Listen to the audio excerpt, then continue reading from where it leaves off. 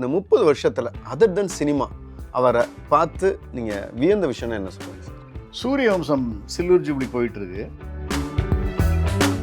CM படம் பார்க்கணும்னு ஆசைப்பட்டாங்க. இப்போ ஜெயலலிதா சிஎம் மேடம் தான் சிஎம் இருந்தாங்க. உடனே இவர் சிஎம்ஏ ஆசைப்படுறாங்கல்ல, அவங்க வீட்டில் தேட்டர் வச்சுருக்காங்க. அவர் விஹெச்எஸ் ஒரு கேசட்டில் படத்தை டவுன்லோட் பண்ணி கொடுத்துட்டாங்க. அந்த அம்மா படம் பார்த்தாங்க. அந்த அம்மாவுக்கு படம் ரொம்ப பிடிச்சி போச்சு. பிடிச்சிட்டு அவங்களுக்கு இந்த சிஸ்டம்லாம் தெரியாது. இதை வேணால் ஜேடிவியில் போட்டுருங்களேன் அப்படின்ட்டு. என்ன பண்ணனே தெரியல. ஊருக்கு போயிட்டு ஒரு 6 மாதம் கழித்து கேப் விட்டு எல்லா பிரச்சனை கடன் ஆகி லைஃப்பில் சம்பாதிச்ச பணம் 70 லட்சம் போய் ஜீரோவாகி மறுபடியும் வர பார்த்து வேணாம் சார் எல்லாம் போயிடுச்சா. கைலாசத்திலே ஒரு நாள் அந்த வல்லரக்கனாகப்பட்டவன் கடும் தவம் இருக்க எப்போ ஏற்பட்டதவம் தெரியுமா? ஐயா ஊசி மூனையில் தவம் இருக்கு, ஆமா தவம் இருக்கு டக்கார்னு முடிச்சாரு. பாலச்சந்தர் சார் அப்படி ஒரு பாராட்டு கொடுக்குறாரு. ஆனால் அதுக்கு முன்னாடி அவர் பார்க்க ட்ரை பண்ணீங்கல்ல நீங்கள் ஒரு டைம்? நிறைய வாட்டி பண்ண, உள்ளே விடலை.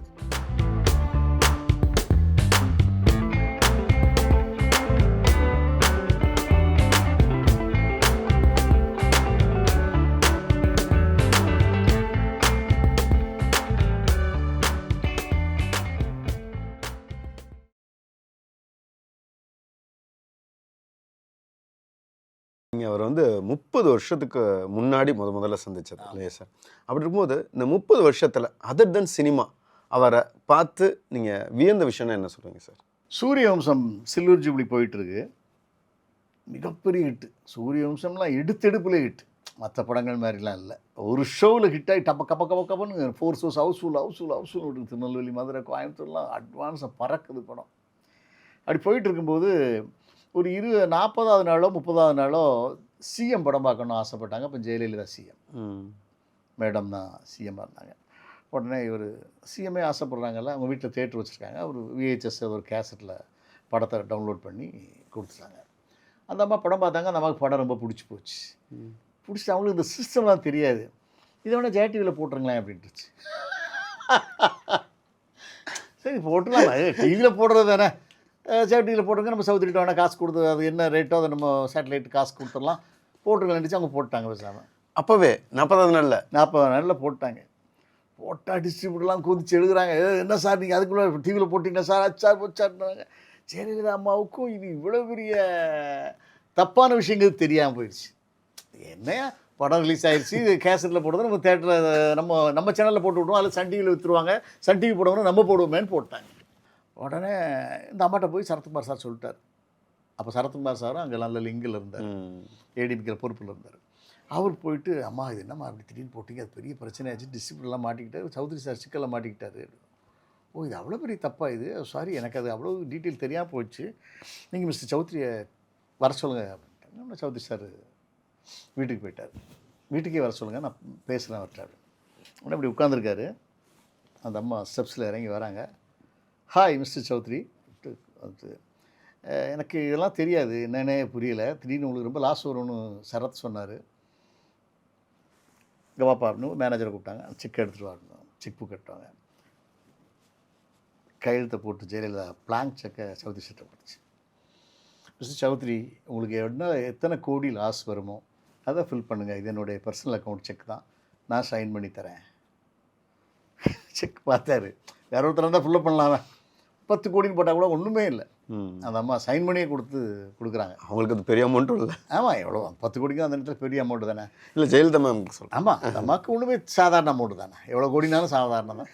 ஃபுல்லாக பண்ணிங்க சௌத்ரி, என்னால் நீங்கள் நஷ்டப்படக்கூடாது, எனக்கு இவ்வளோ சீரியஸ் மேட்டர்னு தெரியாது, அதனால பண்ணிட்டேன். இல்லைம்மா வச்சுக்கோங்க, நான் சமாளிச்சுக்கிறேம்மா. எப்படி சமாளிப்பீங்க? இல்லைம்மா அந்த படம் பெரிய ஹிட்டு, 5 வாரத்திலே எல்லாருக்குமே காசு வந்துட்டு, என்ன எக்ஸஸாக கொஞ்சம் லாபம் வரும்னு எதிர்பார்த்துருப்பாங்க, அது இது போட்டால் கூட வந்துடும், ஒன்றும் பிரச்சனை இல்லை, இல்லைனா கூட நான் அடுத்த படத்தில் ஒன்றும் உங்களுக்கு ப்ராப்ளம் வராதில்ல, அப்படி ப்ராப்ளம் வராதுதான் சொல்லுங்கள், நான் ஃபேஸ் பண்ணேன். இல்லைம்மா வேண்டாம், நான் பார்த்துக்கிறேன். அந்த மாதிரி பணத்துக்கு கூட ஆசைப்பட மாட்டார். அப்புறம் சௌத்ரி சார் மேலே அந்த அம்மாவுக்கு பெரிய மரியாதை வந்துச்சு. இன்னும் ஒரு வித்தியாசமான ஆடாக இருக்கார், நல்லா இருக்கு. அப்படி ஒரு மனிதர். எதாவது சொன்னல, எதற்கண்டுமே மிரள மாட்டார். டேக் இட் ஈஸியாக எடுக்கிற ஒரு கேரக்டர் தான். வீட்டிலே பார்த்தீங்கன்னா ஜாயிண்ட் ஃபேமிலி, அண்ணன், எல்லா அண்ணன் தம்பி, பிள்ளைங்க 4 பிள்ளைங்க, சுரேஷ், ரமேஷ், ஜீவன், ஜீவா 4 பேர். ஃபேமிலி பெரிய ஃபேமிலி. அண்ணன், தம்பி, தங்கச்சி எல்லாம் ஒரு ஜாயிண்ட் ஃபேமிலி. ஒரு 4-5 கிரவுண்டில் ஒரு 10 வீடு மாதிரி கட்டி எல்லாரையும் தங்க வச்சு, சமையல் கட்டு ஒன்றா வச்சு, வேறு மாதிரி பொஃபே ஸ்டைலில், அதெல்லாம் வாழ்க்கையில் எல்லாருக்கும் அது கிடைக்காது. சௌத்ரி சாரும் ஃப்ளைட் எடுத்துகிட்டு தான் வருவார். வந்து எடுத்து போட்டுட்டு இப்படி ஒரு ஓரமாக உட்காந்துக்கிட்டு சாப்பிட்டுக்கிட்டு அதை ரொம்ப விரும்புவார், ரசிப்பார். ஃபேமிலி மேலே ரொம்ப அட்டாச்மெண்ட்டு. அவர் இழந்தது நமக்கே இவ்வளோ பெரிய இழப்பாக இருக்குன்னா அவங்களுக்கெல்லாம் பெரிய இழப்பாக இருக்கும். அதில் ரமேஷும் சுரேஷும் கொஞ்சம் தாங்கிக்கிறாங்க. ஜீவாவால் தாங்க முடியல. அவர் ரொம்ப சதா அழுதுகிட்டே இருந்தார். சுரேஷ் கிட்டத்தட்ட சௌத்ரி மாதிரி தான், கொஞ்சம் ரியாக்ஷன்ஸ் லைட்டாக தான் எடுப்பார். கத்தி கதறி ஆளலாம் மாட்டார். என்ன பண்ணுறது, முடிஞ்சிச்சு, மற்ற வேலையை பார்க்கலாம் இல்லையா அப்படிம்பார். ஈஸியான ஆள் தான் சுரேஷ் பொறுத்தவரை. அதுதான் மூத்த பையன். சௌத்ரி சாருடைய கேரக்டர்ஸ் ஒரு 50% அவருக்கு இருக்குது. இந்த மேனரிசம் கிடையாத தவிர அந்த ஒரு எளிதாக எடுத்துக்கொள்ளக்கூடிய மனப்பக்குவம். உங்களுக்கும் ஆர்பி சௌத்ரி சாருக்கும் வந்துட்டு ஒரே ஒரு கேரக்டர் வந்து சேம்னு சொல்லலாம். லைக் என்ன, பணம் விஷயத்தில் வந்து பெரிய இன்ட்ரெஸ்ட் காட்டுறதில்ல அப்படிங்கிற மாதிரி சொல்லிட்டு, எனக்கு லாபம் எவ்வளோ வரும்னு கேட்டால் 5 லட்சம் வரும், அப்படி அதுக்கு மேலே வந்துச்சுன்னா உங்களுக்கு 5 லட்சம் தரேன்னு சொல்லிட்டு திருப்பி வந்து கொடுக்குற ஒரு மனம் கொடுத்தோம் இல்லையா. ஆமாம் ஆமாம் ஆமாம். அப்படி இருக்கிற சூழ்நிலையில் அவர் அதை எப்படி எடுத்துக்கிட்டார்? நான் படம் வாங்கிட்டு போகும்போது சொல்கிறேன். புது வசந்தம். ஆமாம், புது வசந்தம் 4.5 லட்ச ரூபாய்க்கு திருநெல்வேலி ஏரியா கொடுக்குறாரு. அது பெரிய வேலை, அப்போ நல்ல வேலை. அப்போ முரளி படம் 3 ரூபாய்க்கு போகுது. ஒரு 1.5 லட்ச ரூபா ஜாஸ்தி தான் நான் கொடுக்குறேன். அப்போ கூட அவர் நினைக்கிறாரு, நான் 4.5 சொல்கிறேன், ஒரு 50 ரூபா இவன் குறைப்பான், 4 ரூபாய்க்கு கொடுத்துடலான்லாம் முடிவு பண்ணுறாரு. அப்போ நான் உட்கார வச்சார். உட்காருன்னா படம் எப்படி இருக்குன்னா, படம் சூப்பராக இருக்குது சார். அப்படி என்ன ரேட்டு சார் அப்படின்னு நான் கேட்குறேன். ஒரு 4.5. Okay sir அப்படின்றேன். 3 பெட்டிக்கு டக்குன்னு டைப் பண்ணி பத்திரிக்கை அக்ரிமெண்ட் எல்லாம் அடிச்சு கொடுத்தாங்க. அப்போ எனக்கு அந்த படம் கண்ணா பின்னான்னு பிடிச்சி போச்சு. அது வேறு விஷயம். நான் பத்திரிக்கை தெருவில் இருந்து இந்த இதெல்லாம் எக்ஸ்பீரியன்ஸு, கரகாட்டக்காரன் பார்த்துட்டு நான் வாங்கினது, புது வருஷம் பார்த்துட்டு தான் வாங்கினேன். அப்போ நான் சொல்கிறேன், போகும்போது சொன்னேன், ரூம்குள்ளே வந்தேன், என்ன போகலையா அப்படின்னாரு. இல்லை சார், நான் ஒரு சொல்லிட்டு போனோம். இப்போ தான் ரியாக்ஷன் தான். சார் இந்த படம் சூப்பர் ஹிட், அவங்களுக்கு ஒரு 5 lakhs நான் எக்ஸ்ட்ரா கொடுப்பேன் சார். போங்க அப்படிங்கிறாரு. என்ன பெரிய விஷயம், ஏதாவது வருமா வராதெல்லாம் தெரியாது. ஓகே, நான் போயிடுச்சு. நான் சொன்னது மாதிரி இந்த படம் பெரிய ஹிட் ஆச்சு. 20-25 ரேஞ்சுக்கு பண்ணுச்சு. சரி, நம்ம சொல்லிட்டோம், கொடுத்துருவோம், அதான் முறை. 5 லட்ச ரூபாய் கட்டி கொண்டாந்துட்டு ஒரு மஞ்சள் பையில் வச்சு அல்வா மிச்சர்லாம் உள்ளே வச்சு, அது புயல் மழை வெள்ளம். அந்த நேரம் வெள்ளத்தோடு வீட்டுக்கு போயிட்டேன். இப்படி கதை திறந்தா தான் 8 மணி 8:30 மணி எந்திரிச்சு லேட்டாக இருந்துச்சிருப்பாரு நினைக்கிறேன். அப்படி கதை திறந்தா அப்படி பார்த்தாரு, அப்படி கண்ணை மூடி பார்த்தாரு. என்ன அப்படின்னாரு. சார் அன்றைக்கி சொன்னலாம் சார், 5 லட்ச ரூபா கொடுக்குறேன்னு சொல்லலாம் சார், அதை கொண்டு வந்துருங்க சார். வைங்க அப்படின்னாரு. அச்சா, ஆஃபீஸ் வாங்க பேசுவோம். அவ்வளோதான், கட்டு, சீன் கட்டு. ஆஃபீஸுக்கு வந்தேன். ஆஃபீஸுக்கு வந்தால் இப்போ கேஷுவலாக தான் சொன்னார். என்னையா சொன்னபடி கொடுத்துட்டீங்க.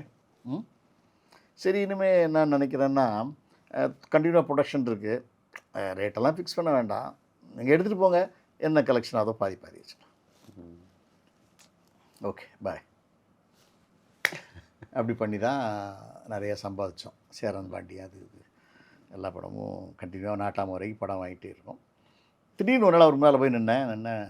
என்னையா அப்படின்னாரு. சார் நாங்கள் ப்ரொடியூஸ் பண்ண போகிறோம் சார். கண்டிப்பாக பண்ணணுமானாரு. கண்டிப்பாக பண்ணணுமா? ஆமாம் சார். சினிமா ஒரு காணல் நீர், கிட்ட போனால் அள்ள முடியாது, பரவாயில்லையா? இல்லை சார், லட்சியம் சார். க்ளோஸ். படம் பண்ணோம், utter flop. Aruvavel was out Aruvavel. மறுபடியும் அவர்கிட்ட தான் வந்தேன்.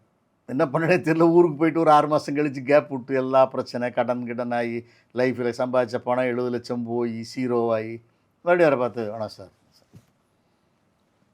எல்லாம் போயிடுச்சா? போயிடுச்சு சார். அதான் சினிமா. என்ன பண்ண போகிறீங்க? லைட்டாக தான் கேட்பார். என்ன பண்ண போகிறீங்க சார்? உங்கள்கிட்ட எனக்கே சொல்லுறதுக்கே சங்கடமாக இருக்குது. இவ்வளோ தோத்துட்டு வந்து ஒரு கதை சொல்ல போகிறேன்னு கேட்குறதுக்கு. சார் உங்கள்கிட்ட ஒரு கதை சொல்கிறதுக்காக வந்திருக்கேன் சார். ஃபஸ்ட் படம் அட்டர் ஃப்ளாப். யார் கதை கேட்பா, யார் படம் எடுப்பா? உலகத்தில் யாரும் எடுக்க மாட்டாங்க சார், நீங்கள் எடுத்தால் தான் சார் உண்டு. அவர் உடனே அப்படி பார்த்தாரு. சண்டே 11 o'clock பார்ப்போம். அப்போ தான் அந்த கதை சொன்னேன், கண்ணாத்தாள் கதையை போய் சொல்லி, அதெல்லாம் நான் இப்போ நம்ம இன்டர்வியூவில் சொல்லியிருக்கேன் நான். அப்படி சொல்லி வந்து போய் நல்ல மனிதர். அது மாதிரி ஆட்கள்லாம் கிடைக்கிறது ரொம்ப அபூர்வம்.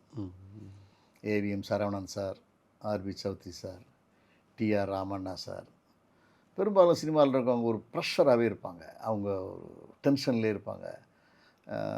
எல்லா டேரக்டரும் அப்படி தான் இருப்பாங்க.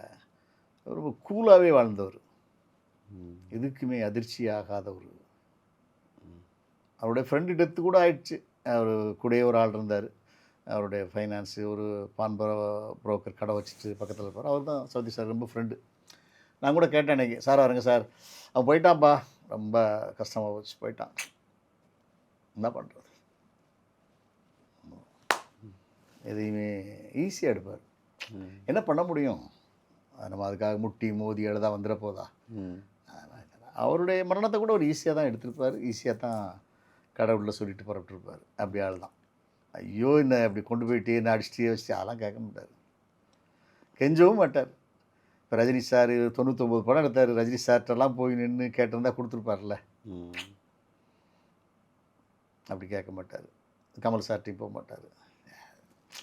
இது போதும்ப்பா, நான் கரெக்டாக தானே இருக்குது, எதுக்கு போய் கஷ்டப்பட்டு ஒருத்தங்கிட்ட போய் நின்று 10 வாட்டி அலைஞ்சு சரியாக வராது அப்படிங்கிற மாதிரி பெக்கூலியர் மேன். அவருக்கும் வந்து இசைனா ரொம்ப பிடிக்கும், உங்களுக்கும் இசைனா ரொம்ப பிடிக்கும். நீங்கள் அவருக்கு கதை சொல்லும் போதே இந்த பாடுற பழக்கம் உங்களுக்கு உண்டு. அவர்கிட்ட கதை சொல்லும் போது பாடினீங்களா? ஆமாம், கண்ணாத்தாள் அப்படி தான். கண்ணாத்தாள் வந்து இந்த மாதிரி நான் சொன்னேன், இந்த மாதிரி கதை சொல்ல வரேன், சரி சண்டே வான்னு சொல்லிட்டார் இல்லையா.